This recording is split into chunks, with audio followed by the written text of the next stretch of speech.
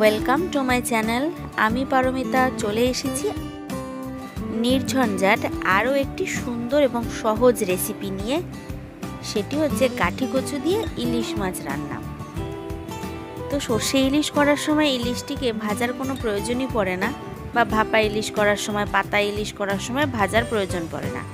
কিন্তু ঝোল করার সময় মাছটিকে যেহেতু ঝোলের ভেতরে দেওয়া হবে, তাই সেটি গলে যাওয়ার চান্স থাকে। ওই জন্য একটু সামান্য নুন হলুদ মাখিয়ে তেলে ভেজে নেওয়া হচ্ছে। আর যাতে মাছের লেজগুলোর ভেতরে কিছু ঢোকে, তেল ঝাল নুন, এই জন্য ওইভাবে আমি কেটে কেটে নিয়েছি একটু।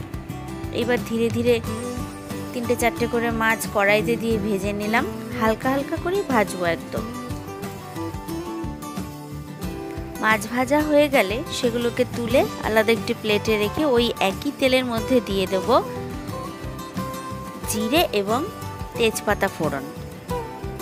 এবার আগের থেকে ভালো করে ধুয়ে কেটে রেখেছিলাম গাঠি কচু। ওগুলো একটু স্লিপারি হয়, তাই বারবার আমি ধুয়ে নিয়েছিলাম।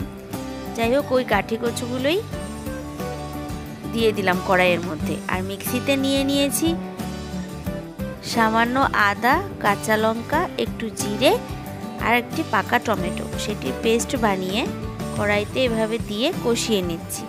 একটু তেল ছাড়তে শুরু করলে তাতে দিয়ে দিলাম পরিমাণ মতো নুন এবং হলুদ গুঁড়ো। তেল ছাড়া অবধি গাঠি কচু শুদ্ধ মশলাগুলোকে এভাবে ঠিক কষিয়ে নেব। দেখুন তেল ছাড়তে শুরু করেছে, তো আমি গরম জল দিয়ে দিচ্ছি। যেহেতু ঝোল হবে তাই জলের পরিমাণটা একটু বেশিই দিলাম। এবার এটিকে টকবক করে ফুটতে দেব। প্রথমে আমি ঢেকে নিয়েছিলাম যাতে গাঠি কচুগুলো ভালো করে সেদ্ধ হয়ে যায়। এবার নাড়াচাড়া করে নিচ্ছি, ভালো করে ফুটবে এখনো।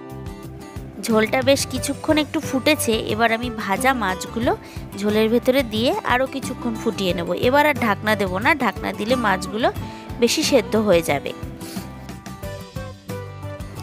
দেখুন ঝোলের কালার দেখেই বুঝতে পারছেন ঝোল ফুটে গেছে প্রায় শেষের দিকে। এবার আমি কেটে রাখা কিছু ধনেপাতা কুচি দিয়ে দিচ্ছি। এবার এটিকেও কিছুক্ষণ ফুটতে দেব।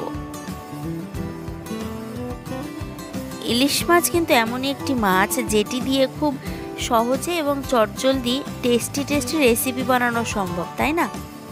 আপনারাও গাঠি কচু দিয়ে এই রেসিপিটি বানিয়ে দেখবেন। গরম ভাতের সাথে ঝোল খুবই ভালো লাগবে আশা করছি।